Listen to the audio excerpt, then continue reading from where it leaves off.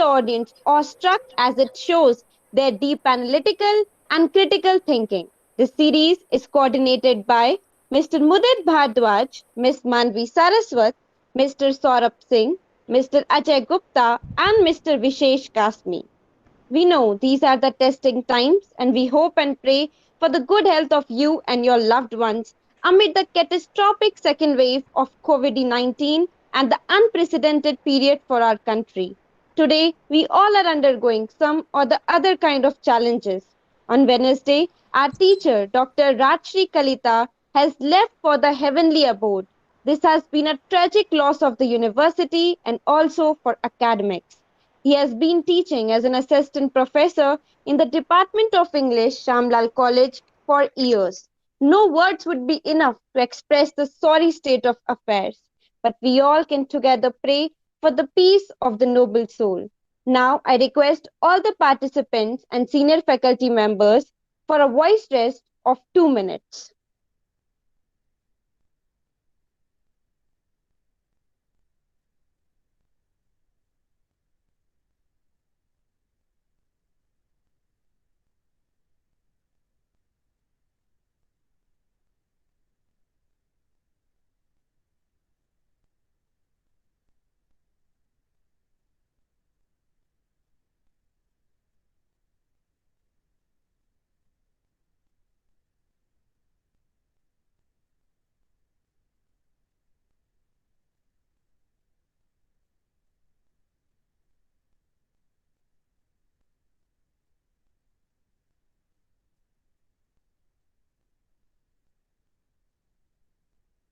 Yes, Manvi, go ahead.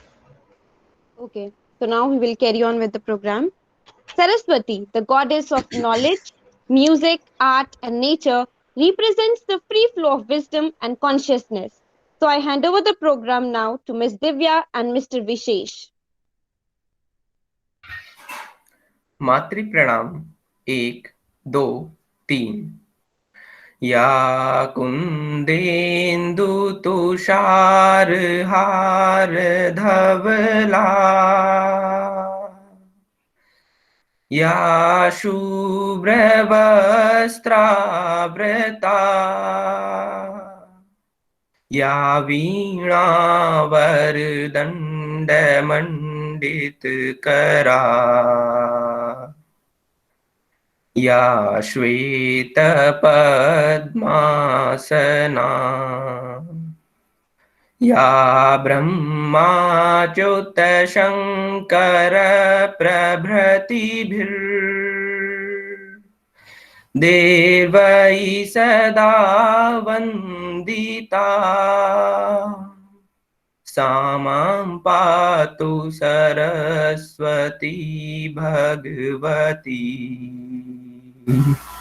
निशेषजाड्यापहा।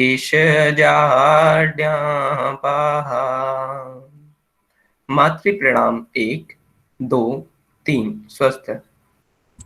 श्लोक अर्थ।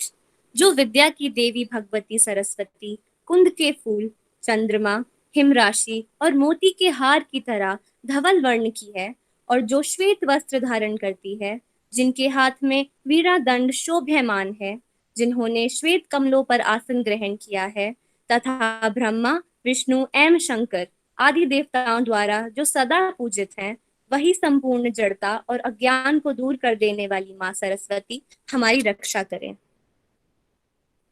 Thank you, Ms. Divya and Mr. Vishesh.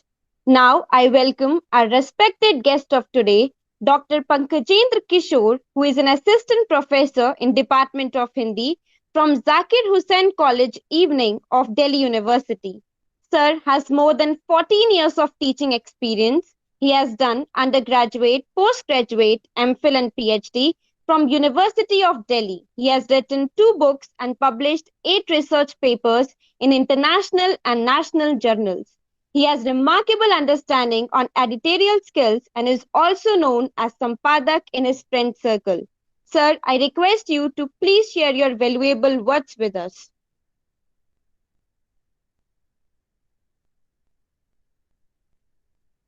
Sir अपने को unmute कीजिए। अच्छा, ठीक है।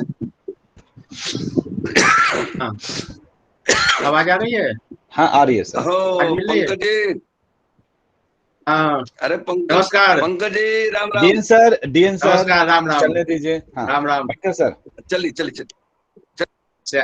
श्यामलाल कॉलेज इवनिंग इतिहास विभाग की सोसाइटी साक्ष्य से जुड़े प्रिय विद्यार्थीगण, विभाग के वरिष्ठ प्राध्यापक आदरणीय प्रमोद सर एवं डीएन सर का रचनात्मक ऊर्जा से लबालब मेरे मित्र मनीष परमार जी, आप लोगों की व्याख्यानमाला CSTS के 14वें संस्करण में अतिथि के रूप में मैं अत्यंत गौरवान्वित कर रहा हूँ। दिल्ली विश्वविद्यालय के किसी कॉलेज के स्तर पर यह एक अद्भुत आयोजन है जिसमें स्नातक स्तर के बच्चों को मंच प्रदान किया गया है। यह दूसरे महाविद्यालयों के लिए भी आदरणीय है, विशेषकर तब जब सब कुछ बंद है। यह महामारी जन्य भय एक रास्ता को दूर कर एक ज्ञान विज्ञान की नई ऊर्जा का संचार करेगा और बाकी महाविद्यालयों को इस तरह का आयोजन करना चाहिए। मुझे खुशी इस बात की भी है कि मैं उस महाविद्यालय के बच्चों को संबोधित करता हूँ जहाँ से मेरे शिक्षण यात्रा की शुरुआत श्यामलाल कॉलेज में पढ़ा चुका। आप लोगों का जो 14वें सीरीज का जो विषय है वह है शहर, सपना, आकांक्षा, आजादी और आक्रोश। ये शहर क्या है? यह शहर पूंजीवादी व्यवस्था और औद्योगिकीकरण की उपज है। शहर का नाम सुनते ही हमारे सामने घर के नाम पर गगनचुंबी इमारतें, नैसर्गिक रोशनी के स्थान पर बिजली की चकाचौंध और मौसम को अपने अनुकूल करने वाले विद्युत उपकरण होते हैं। सपना, हाँ, शहर सपना का केंद्र होता है। विद्यार्थी बेहतर भविष्य के लिए, अच्छी शिक्षा के लिए शहर की ओर आते हैं। बेरोजगार युवा नौकरी के लिए शहर का रुख करते हैं। कई लोग तो गांव में अपनी प्रतिष्ठा बचाने के लिए भी शहर में आ जाते हैं ताकि उनकी मेहनत मजदूरी को कोई उनके समाज का लोग देख नहीं सके, उन्हें पता नहीं चल सके कि वे शहर में क्या कर रहे होते हैं। वे दूर शहर जाकर रिक्शा चला लेंगे। यह भी सच है कि गांव में रोजगार के अवसर भी सीमित हैं। इस तरह से हमारे देश का विकास नहीं हुआ है जिसमें कि समान अवसर हर जगह मौजूद है। शहर में रोजगार के अवसर सृजित किए जा सके। धीरे धीरे हालांकि ये हो रहा है, मनरेगा कार्यक्रम के अंतर्गत रहा है धीरे धीरे। बेहतर और सुविधाजनक जीवन की आकांक्षा में शहर की ओर पलायन होता है। शहर में अच्छी सड़कें हैं, वाहन है, नौकरी है, स्वास्थ्य सुविधा है, नौकरी के अवसर हैं, मनोरंजन के कई सारे विकल्प हैं। एक और फायदा है, शहरों में जातिवाद, अस्पृश्यता जैसी समस्याएं नहीं है जो कि गांव में अभी भी हमारे देश में है। गांव की ये एक बड़ी समस्या है। सब्जी और फल के लिए हमें किसी मौसम की प्रतीक्षा नहीं करनी होती है। प्रेमचंद का एक प्रमुख उपन्यास है गोदान, जो हिंदी के विद्यार्थी हैं, नहीं भी हैं, जिनको साहित्य में उनको पता है। तो गोदान का युवा गोबर यदि शहर की ओर रुख करता है तो केवल वह नौकरी के लिए नहीं करता है, बल्कि गांव में जातिवाद की जिस यंत्रणा को, छुआछूत की जिस यंत्रणा को उसे भुगतना पड़ता है, उससे परेशान होकर के वह शहर की ओर रुख करता है। ऐसे उदाहरण हिंदी साहित्य में भरे पड़े हैं, यहाँ ज्यादा उदाहरण देने की जरूरत। शहर के प्रति इस आकर्षण ने कई गांवों को खाली कर दिया है। उत्तराखंड के ऐसे कई खाली गांव हो गए हैं जिन्हें पोस्ट विलेज कहा जाता है, अब पोस्ट विलेज के रूप में संबोधित किया जाता है। परंतु शहर में हमें कीमत भी अदा करनी पड़ती है। शहर में अस्मिता का संकट है। गांव में जितना अपनापन सौहार्द होता है वो शहर में नहीं है। हम ये अनुभव करते हैं कि एक फ्लैट में रहने वाले दूसरे फ्लैट के लोग नहीं जानते हैं। कई बार तो ऐसी घटनाएं भी घट जाती है कि किसी की मौत हो जाती है और तीन दिन के बाद तो पता चलता है इसमें कोई रह भी रहा था। ताज्जुब की बात है कि कई मकान मालिक को भी अपने किराएदार के बारे में कुछ पता नहीं होता है। और शहर में हमें लेकिन शहर हमें प्रकृति से दूर करता है। वृक्ष की कमी है, पर्यावरण की समस्या है, ऑक्सीजन की कमी। रोजगार देने वाले जो कारखाने हैं वही हमें प्रदूषण भी देते हैं। महानगर के लोगों की रोग प्रतिरोधक क्षमता कम हो जाती है। यदि आज शहरों के मुकाबले गांव में महामारी का फैलाव कम है तो उसका एक प्रमुख कारण प्रदूषण और पर्यावरण की समस्या भी है। शहरों में संबंधों में वो आत्मीयता नहीं है जो गांव में हमें मिलती है। संबंध की जगह समीकरण बन गए हैं। समीकरण का मतलब है जिससे हमें फायदा है उससे हम संबंध बनाएंगे, जिससे हमें फायदा नहीं है उससे हम आपको दूर कर लेंगे। तो ये शहर की समस्या हमें दिखाई देती है और जिसके चलते आक्रोश उत्पन्न होता है।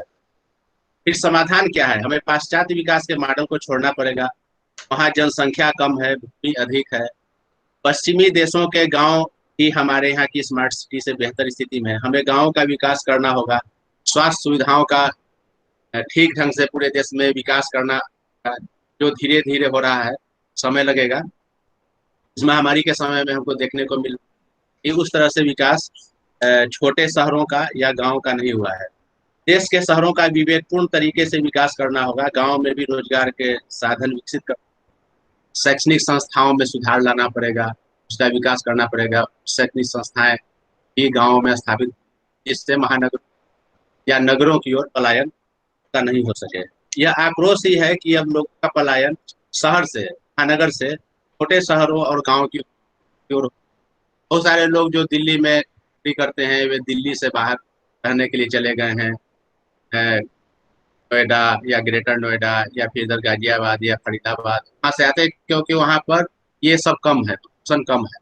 लेकिन इसके लिए सरकार को इंफ्रास्ट्रक्चर का भी विकास करना पड़ेगा ताकि लोग राज्य से आकर के शहर में काम करें, महानगर में काम कर शाम लौट सके। इसी तरह से जो छोटे शहर हैं के आसपास इंफ्रास्ट्रक्चर का विकास करना पड़ेगा ताकि गांव से लोग शहर में आए, काम करें, शाम को गांव की ओर लौट सके। तो इस तरह से विकास किया जा सकता है। बाकी टॉपिक बहुत अच्छा है, इस पर बहुत बोला जा सकता है, लेकिन अब मेरा विचार है कि अब विद्यार्थी को मैं आगे करता हूँ। विद्यार्थी को बोलना चाहिए, मैं सुनूंगा। आप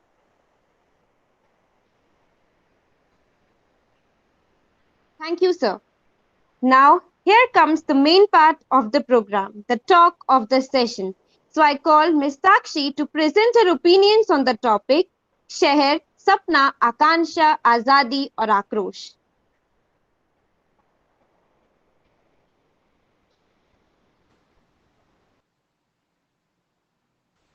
Thank you, Manvi.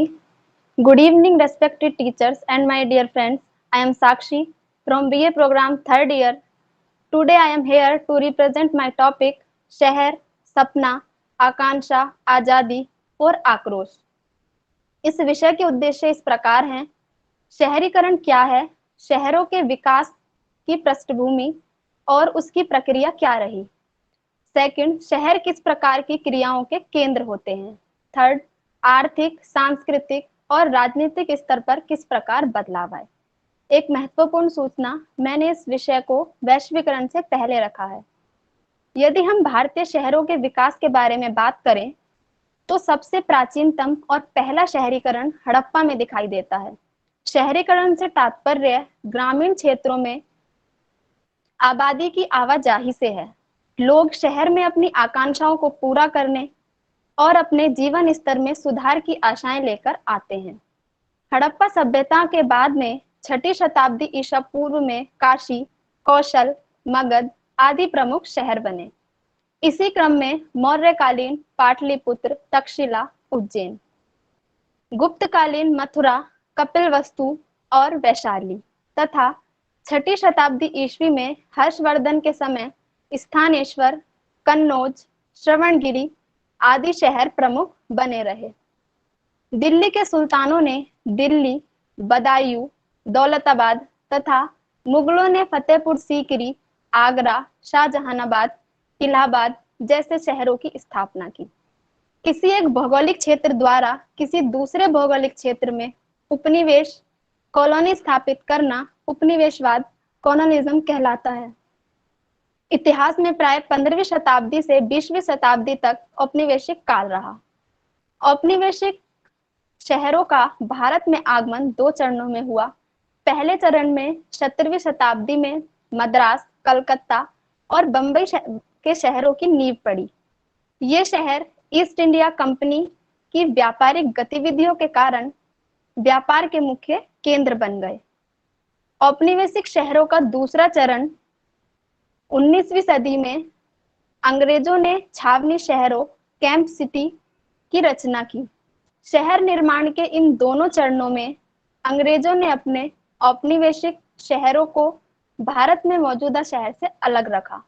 Murshidabad, Faizabad या पटना जैसे शहर अपनी वास्तुकला के कारण उनकी तारीफ तो की गई, परंतु अंग्रेज उनसे कतराते रहे। अंग्रेज चाहते थे कि साफ सुथरे पार्कों के बीच उनकी इमारतें बने और देखने में काफी आकर्षक हों। पूर्व औपनिवेशिक काल के लोग खेती, पशुपालन के द्वारा जीवन निर्वाह करते थे। इसके विपरीत कस्बों में शिल्पकार, व्यापारी, प्रशासक और शासक रहते थे।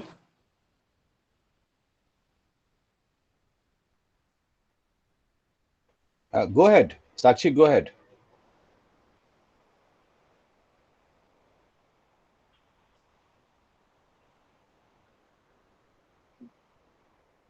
सॉरी। अक्सर शहरों और कस्बों की किलेबंदी की जाती थी। पूर्व औपनिवेशिक काल में ऐसे कई शहरों का उदाहरण मिलता है जो आधुनिक और पारंपरिक औद्योगिक अथवा पूर्वी और पश्चिमी खांचे में फिट नहीं होते। ऐसा ही एक शहर था अहमदाबाद। शायद ये भारत का अकेला ऐसा शहर था जो अपनी शर्तों पर आधुनिक बना। अहमदाबाद का इतिहास बताता है कि उसने सूती कपड़े और कारखानों आधारित निर्माण के जरिए अपनी समृद्धि खुद हासिल की। 15वीं शताब्दी में स्थापना के बाद से इस शहर में व्यापारिक और कारीगरों के संघ सक्रिय हो गए। संघों के सदस्यों को महाजन कहा जाता था। ये सदस्य हर समुदाय, जाति और सभी धर्म से आते थे।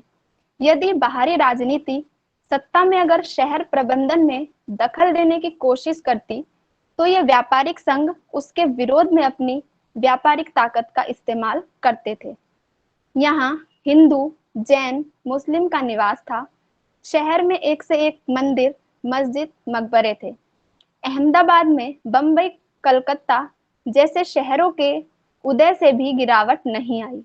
वह 19वीं सदी में भी चलता रहा और अपनी स्थानीय संस्कृति, पहनावा और भाषा कायम रखी तथा यूरोपीय सामान में रुचि नहीं ली। व्यापार में कमाई गई दौलत औद्योगिक सफलता में बदल गई।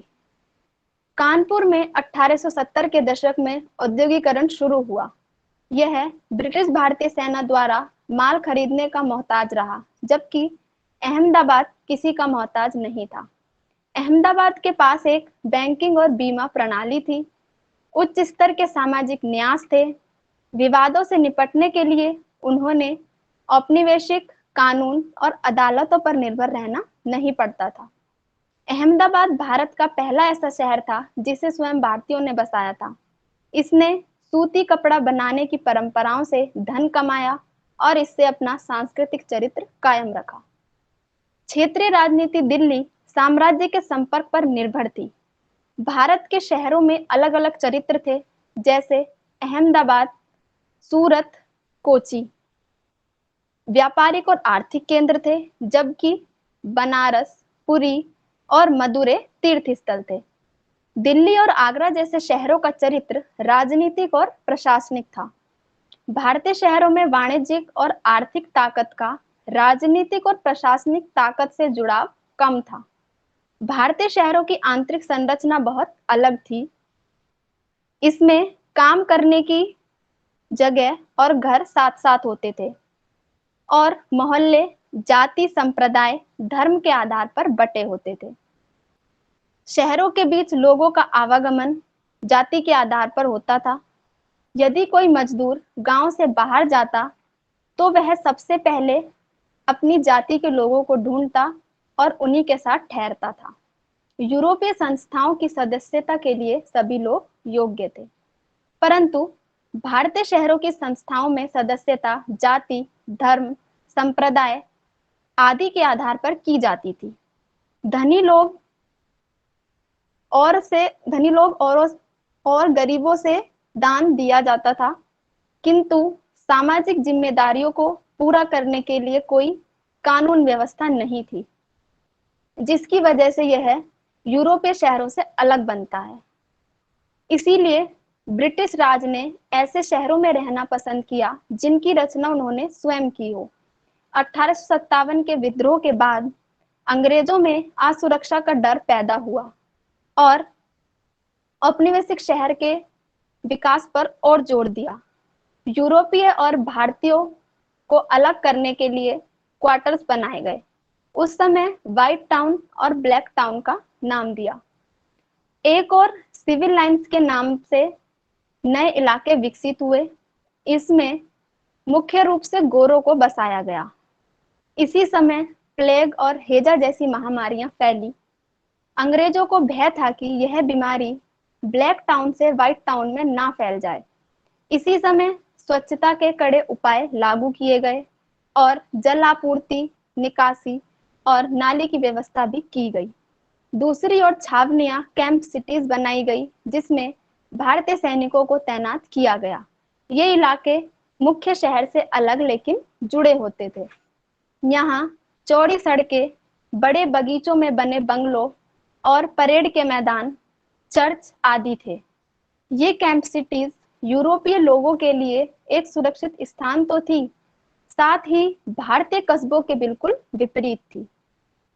अंग्रेजों ने 170 से ज्यादा नई कैंप सिटीज बनाई। इनकी बनावट लगभग एक जैसी थी। शहरों की गर्मी और धूल मिट्टी से दूर रहने के लिए अंग्रेजों ने हिल स्टेशन के रूप में हिमालय की गोद में रहने के लिए जगह ढूंढी। हिल स्टेशनों की स्थापना और बसावट का संबंध सबसे पहले ब्रिटिश सेना की जरूरतों से था। सबसे पहला हिल स्टेशन शिमला में बनाया गया, फिर माउंट आबू में बना, जबकि दार्जिलिंग को सिक्किम के राजाओं से छीना गया था। ये हिल स्टेशन फौजियों को ठहराने, सरहद की देखभाल करने और दुश्मन पर हमला बोलने के लिए महत्वपूर्ण स्थान थे। हिल स्टेशनों की जलवायु यूरोप की जलवायु से मिलती थी, इसीलिए नए शासकों को यहाँ रहना अच्छा लगता था। गर्मियों में हिल स्टेशन ही इनकी राजधानी बन जाया करती थी। 1864 में वायसराय जॉन लॉरेंस ने अपनी राजधानी काउंसिल शिमला में स्थानांतरित कर दी और इस तरह गर्म मौसम में राजधानी बदलने का सिलसिला खत्म हुआ। कुछ समय बाद राजधानी को कलकत्ता से दिल्ली में लाने का फैसला किया गया। सन 1911 में राजधानी को दिल्ली स्थानांतरित किया गया। दिल्ली को राजधानी बनाने के पीछे दो वजह थी। पहली ये कि ब्रिटिश सरकार से पहले कई साम्राज्यों ने दिल्ली में शासन किया और दूसरी ये थी दिल्ली उत्तर भारत में स्थित थी। मध्यकालीन समय की बात करें तो दिल्ली में जितने राजा आए सब ने अपनी अपनी अलग अलग राजधानी बनाई, जैसे किला राय पिथौरा कुतुबुद्दीन ऐबक द्वारा निर्मित, सीरी का किला अलाउद्दीन खिलजी द्वारा, तुगलकाबाद गयासुद्दीन तुगलक द्वारा, जहांपनाह किला मोहम्मद बिन तुगलक, कोटला फिरोज शाह तुगलक, पुराना किला शेर शाह सूरी, शाहजहानाबाद शाहजहां, नई दिल्ली एडविन लुटियंस। इसी तरह नई दिल्ली का डिजाइन एडविन लुटियंस और हर्बर्ट बेकर ने किया था, इसीलिए दिल्ली को लुटियंस दिल्ली के नाम से भी जाना जाता है। नई दिल्ली षटकोणीय आकार की है। इसे कई भागों में बांटा गया। कोई भाग राजपत्रित अधिकारी के लिए, कोई ब्रिटिश क्लर्क के लिए और कोई भाग भारतीय क्लर्क के लिए था। नई दिल्ली को पुरानी दिल्ली से जोड़ने का एकमात्र रास्ता छोड़ा था मिंटो रोड। दिल्ली के राष्ट्रपति भवन के साथ साथ इंडिया गेट, जनपथ, राजपथ और गोल मार्केट का डिजाइन भी तैयार किया था। लुटियंस को एक महानतम वास्तुकार के रूप में गिना जाता था। दिल्ली के बेहतरीन मकबरे, स्मारक लुटियंस की वास्तुकला से सब असहाय पड़ गए।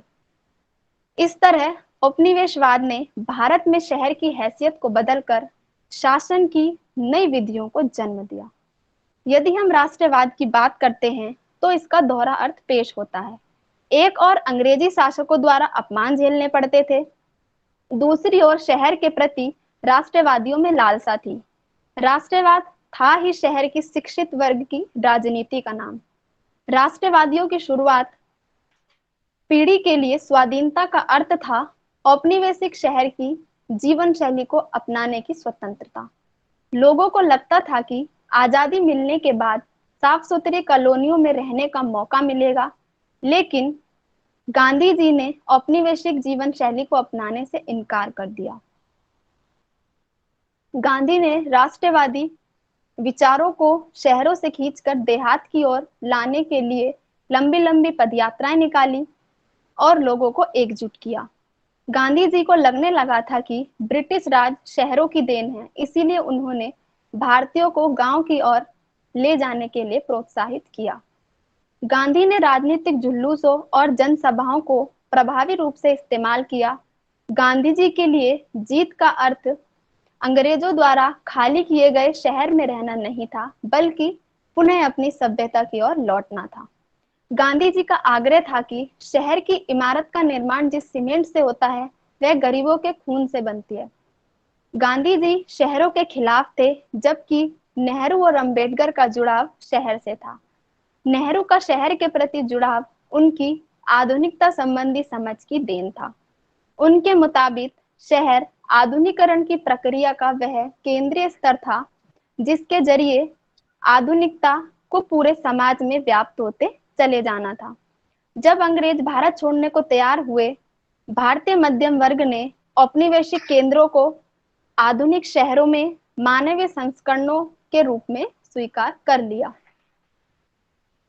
निचले तबके के लोग इन मध्यम वर्गीय लोगों के घरों में काम करते और इन कॉलोनियों के पीछे बनी झोपड़ियों में खो जाते। विभाजन के कारण मानवीय इतिहास में आजादी का सबसे बड़ा स्थानांतरण घटित हुआ। कुछ महीनों के अंदर ही 1.5 करोड़ से ज्यादा लोगों ने सीमाएं इधर या उधर से पार की। दिल्ली पंजाबियों के शहर में बदल गई। कलकत्ता ने पूर्वी बंगाल के लाखों शरणार्थियों को अपने आगोश में लिया। बंबई शहर अपने मुसलमान वर्ग को से लगभग वंचित हो गया। इसी कारण से चंडीगढ़ का निर्माण किया गया, क्योंकि पंजाब की राजधानी लाहौर से पाकिस्तान में चली गई। नेहरू भी अंग्रेजों की तरह शहर का नवीकरण चाहते थे। उन्होंने भी मौजूदा शहर को संशोधित करने की जगह नए सिरे से शहर बसाने में रुचि ली। चंडीगढ़ एक ऐसा शानदार मंच की तरह था जिस पर वह पंजाब का प्रतिनिधित्व करने वाली झांकी की तरह था, लेकिन उसमें पंजाब की रोजमर्रा की राजनीति नहीं थी। चंडीगढ़ राजनेताओं, नौकरशाहों और प्रशासकों का समूह था।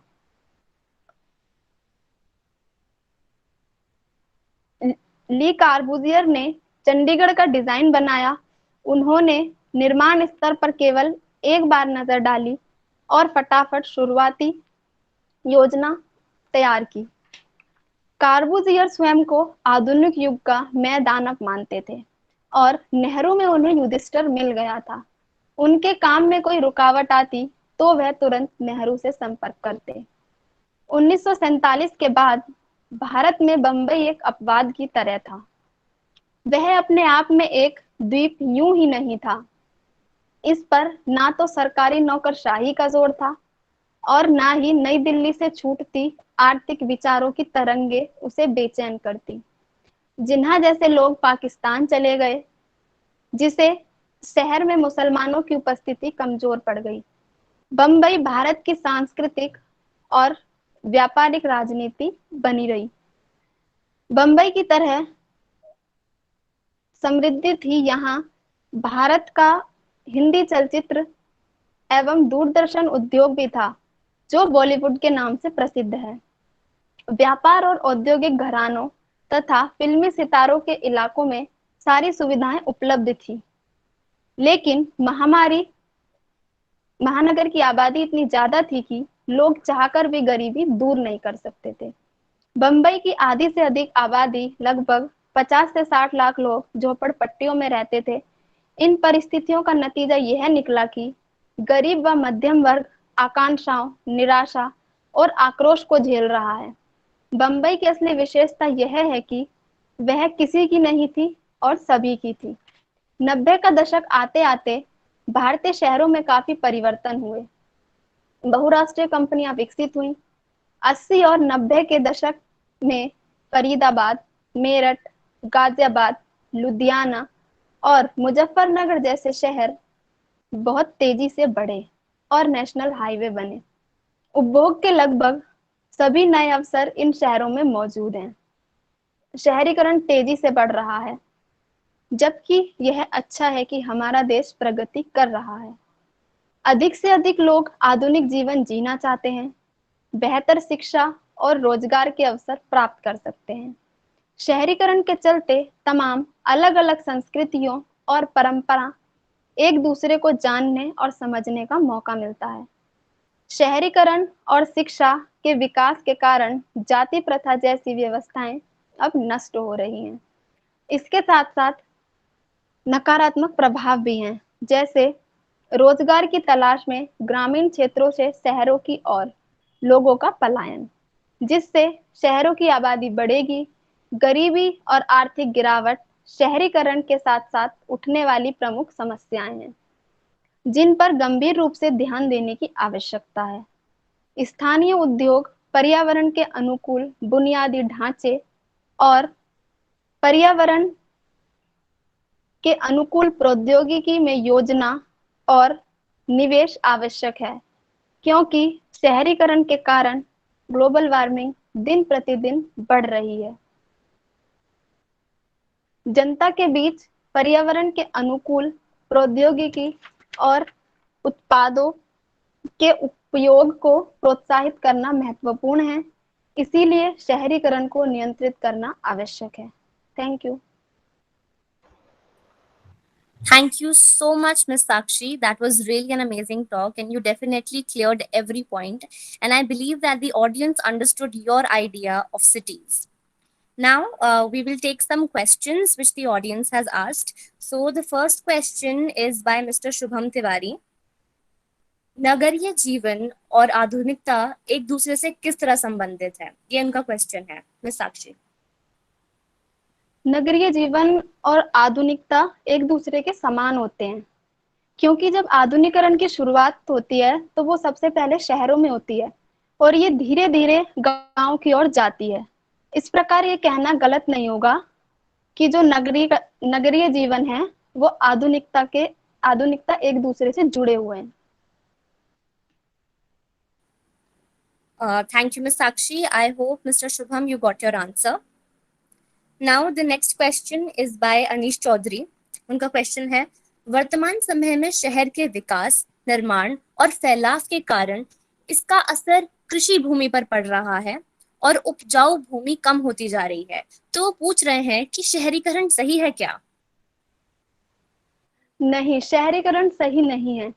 शहरीकरण की वजह से जमीन की कमी हो रही है, जो उत्पादकता पर प्रभाव डालती है, और इसकी वजह से जो रसायन और जो कीटनाशक हैं उनके प्रयोग करने पड़ते हैं, जो पर्यावरण के लिए सही नहीं है।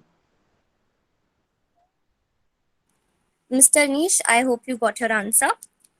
The next question we have is by Mr. Shubham Kumar. शहरों में किन समस्याओं को जन्म दिया है?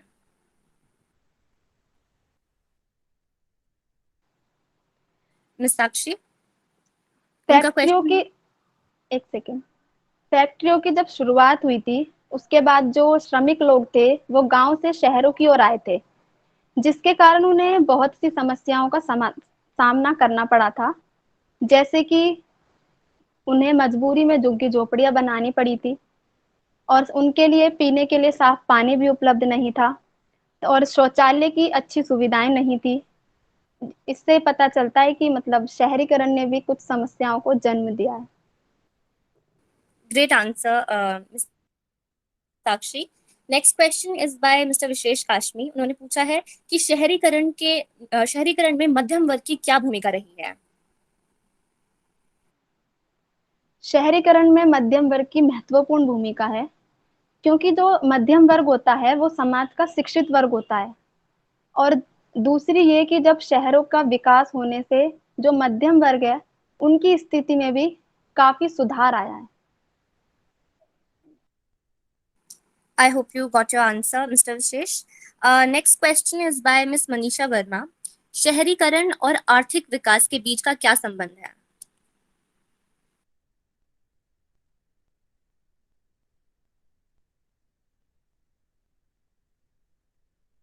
Miss Sakshi?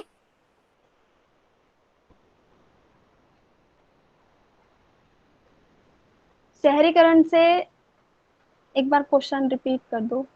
जी बिल्कुल। उनका क्वेश्चन है कि शहरीकरण और आर्थिक विकास के बीच क्या संबंध है? शहरीकरण और आर्थिक विकास के बीच जो संबंध है कि मतलब फैक्ट्रियों का निर्माण हुआ था जिससे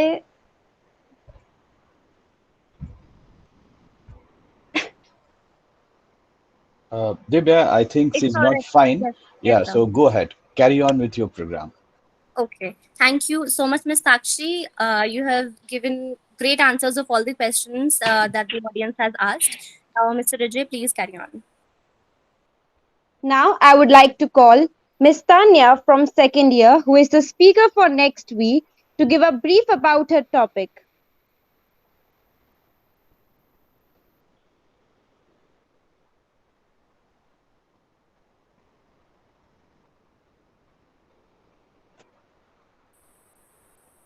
Unmute yourself, Tanya.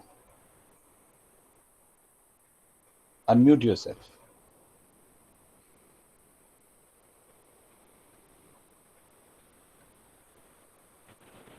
Yeah, go ahead. Am I audible now, sir? Yeah, go ahead. Okay.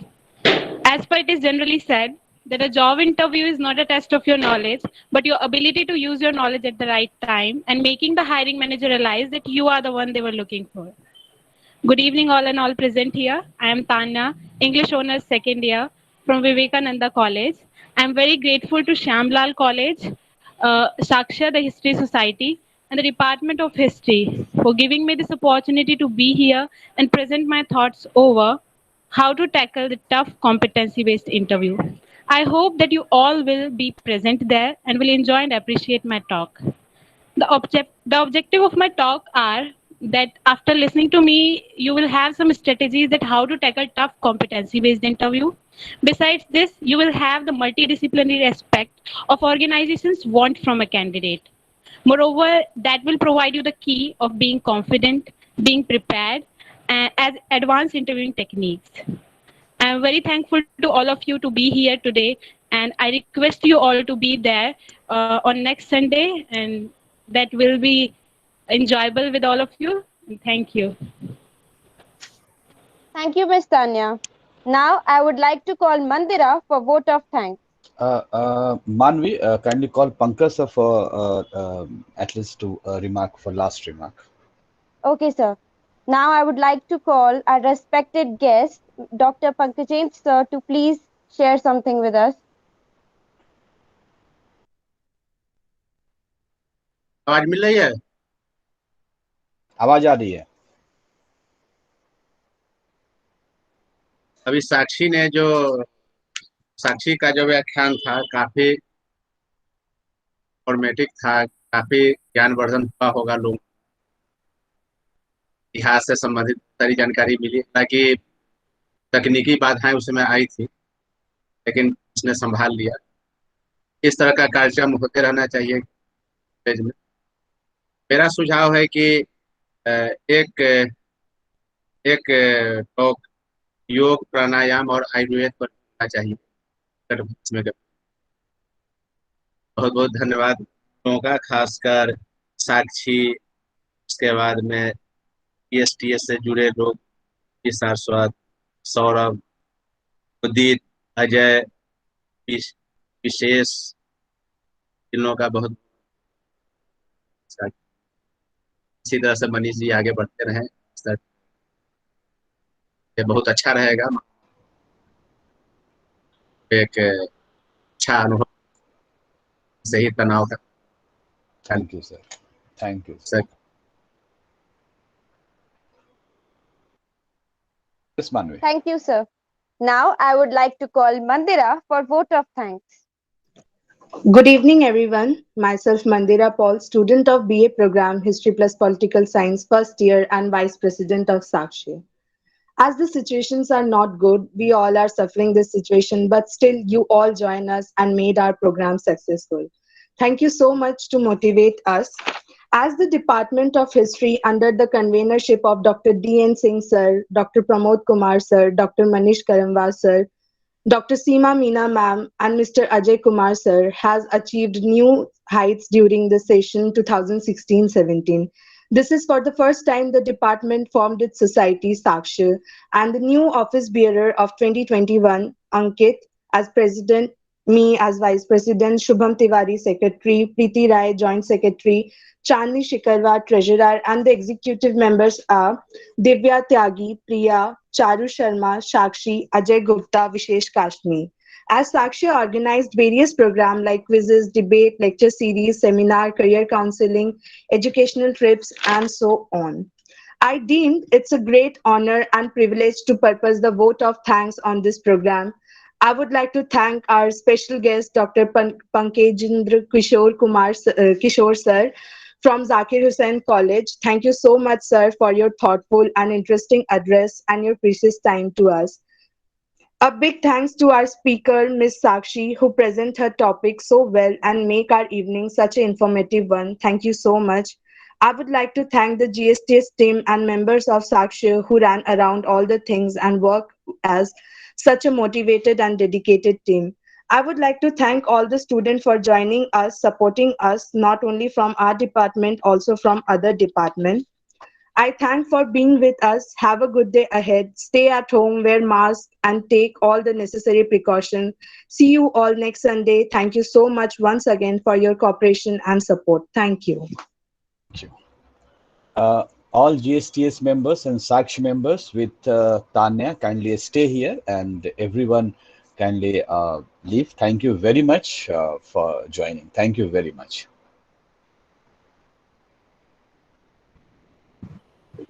Okay. Yes, sir. Yes, sir.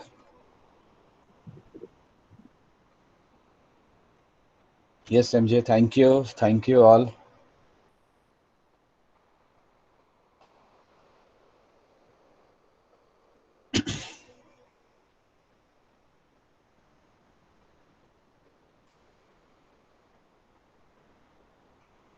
Manisa, you can stay here. Okay, sir.